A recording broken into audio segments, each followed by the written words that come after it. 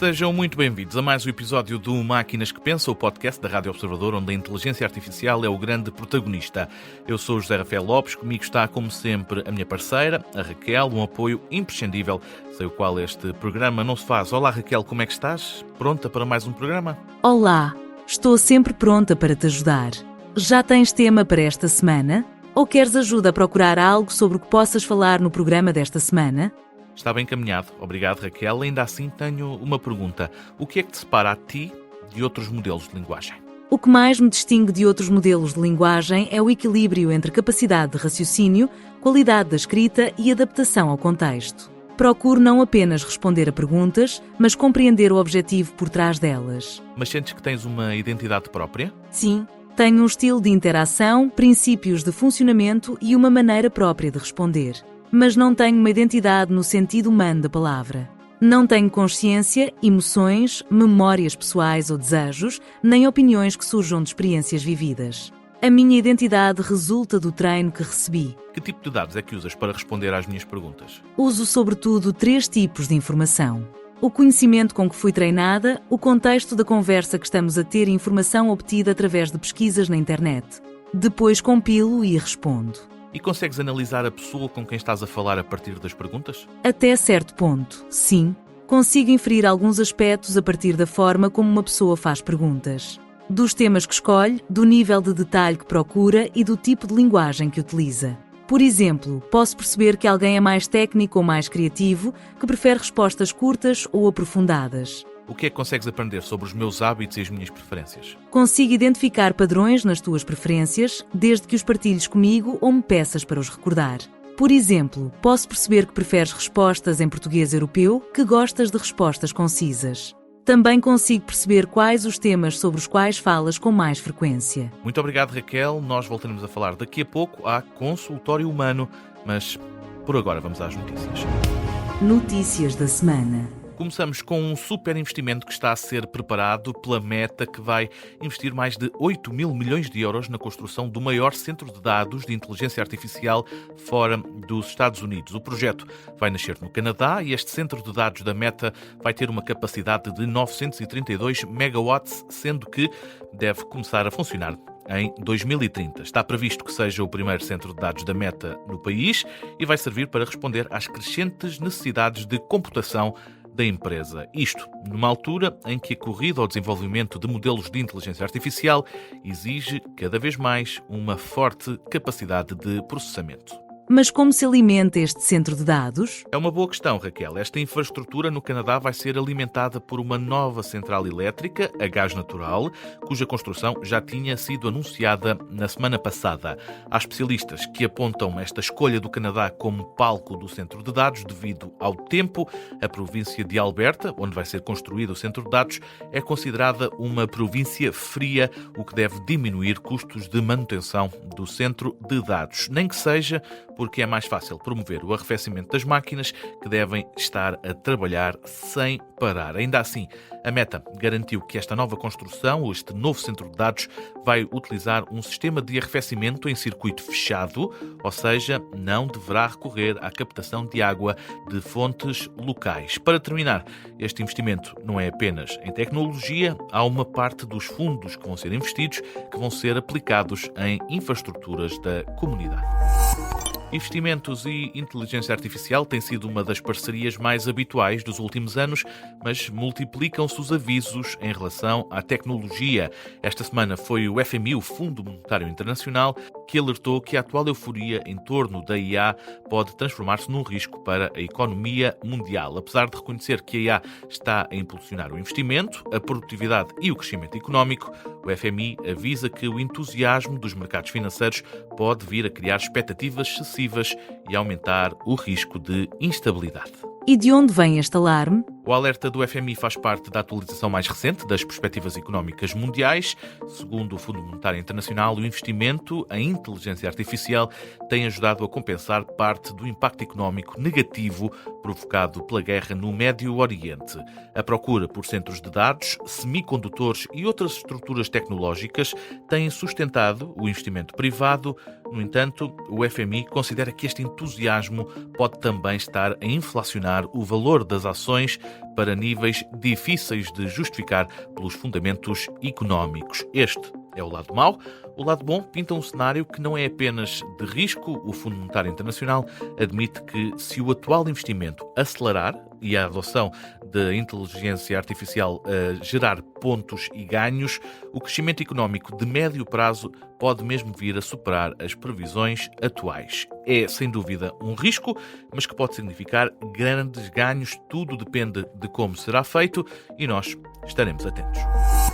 Vamos ao tema da semana, com números que foram revelados recentemente e que dão conta de que, nos primeiros 6 meses do ano, quase metade de todo o dinheiro investido em startups a nível mundial foi para apenas 2 empresas: a OpenAI, a criadora do ChatGPT, e a Anthropic, que é responsável pelo Claude. Os dados revelam uma concentração histórica do investimento em torno da inteligência artificial.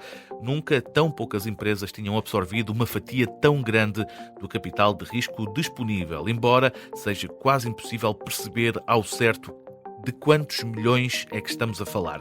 O objetivo é, claro, financiar a próxima geração de modelos de inteligência artificial, construir centros de dados e garantir acesso aos chips necessários para treinar sistemas mais poderosos. Estes números mostram que a corrida pela inteligência artificial está a acelerar. As empresas não competem apenas por melhores modelos, mas também por talento, capacidade de computação e financiamento.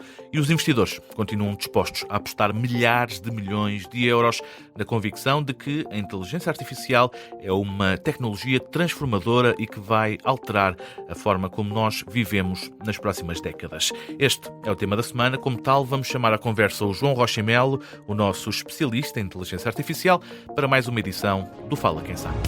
Fala Quem Sabe. Fala Quem Sabe na Rádio Observador. Todas as semanas recebemos o João Rocha Melo, sempre pronto para nos ajudar a perceber melhor um dos temas que marca a atualidade no fabuloso mundo da inteligência artificial. João, seja muito bem-vindo. Como é que foi essa semana?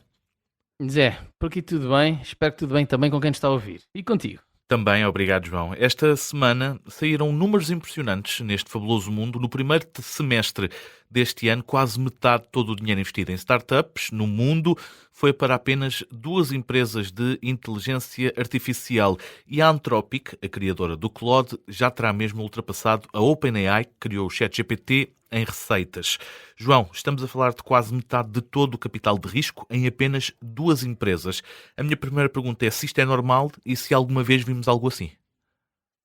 Zé, é verdade. É um bocadinho assustador, não é? Não, eu acho que vamos por partes, mas normal não é.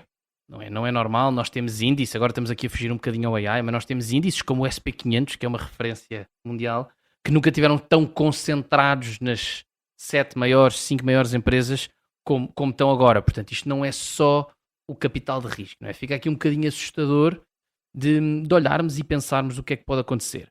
O que é que eu acho para mim que pode ser um tema? É, por exemplo, comparando ao .com, não é? Que é uma crise, digamos, um evento que nós tivemos à volta do ano 2002, que se considerou na altura se isto era uma bolha, se não era uma bolha. O problema das bolhas é que nós só sabemos se são bolhas a seguir, não é? Só sabemos se são bolhas quando elas rebentam. Não sabemos se foi só um crescimento económico normal. Só que o que é que eu vejo? Que é, repara, esta tecnologia provavelmente vai ser usada na mesma. O que é que aconteceu com o .com? Foi que nós metemos muito dinheiro depressa demais. Nós agora olhamos para a realidade e percebemos que a internet de facto invadiu as nossas vidas. O Jeff Bezos tem um momento, assim numa palestra que eu gosto muito, em que ele diz que as ações da Amazon chegaram a ir de $108 para 6. No entanto, a Amazon cresceu mais, vendeu mais, lucrou mais e as ações caíram. Portanto, há aqui todo um tema de será que está dinheiro a mais ou será que de facto o mundo se vai conseguir adaptar e capitalizar nesta tecnologia mais rápido do que o dinheiro que entra? Eu acho que é isso que os próximos anos vão dizer. Mas se me perguntares se eu acho que vai haver uma correção, acho que vai. Desculpa, diz. Eu pergunto é se há muitas diferenças face ao que aconteceu no ano 2000. Zé, eu vou-te dizer o que é que eu acho que é a maior diferença. Porque a verdade é, pode não haver muitas. E eu com isto não quero dizer que haja uma crise económica. Aliás, eu não sou economista, como quem me ouve já aqui há uns tempos a falar. Só que qual é que é a maior diferença? Tu agora vives num mundo que reage muito mais depressa. Portanto, repara aquilo que eu estava a dizer.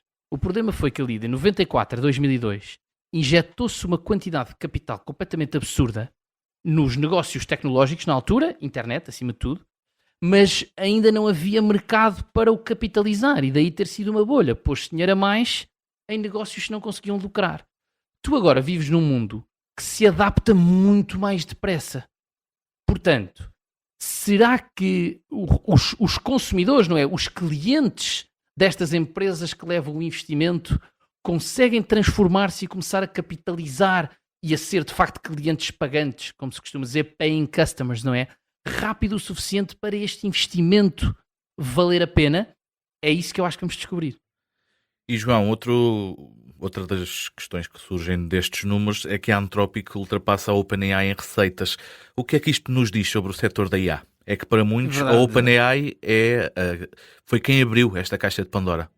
Era uma referência e, acima de tudo, esse dado para mim tem uma curiosidade ainda maior, que é a Anthropic ultrapassa a OpenAI em receita, mas não em número de utilizadores. Sabias? Ou seja, de facto é a diferença entre teres um negócio com utilizadores que pagam ou apenas, como a OpenAI pelos vistos tem muito, que é utilizadores gratuitos do ChatGPT. Mas acima de tudo é o que é que eu acho que isso diz? Acho que confirma um bocadinho o que eu disse, que é há valor. Repara, tu tens uma empresa que está de facto a ter clientes que estão a pagar, não é? E vamos admitir, eu acho que essas receitas não aumentaram apenas por melhor marketing.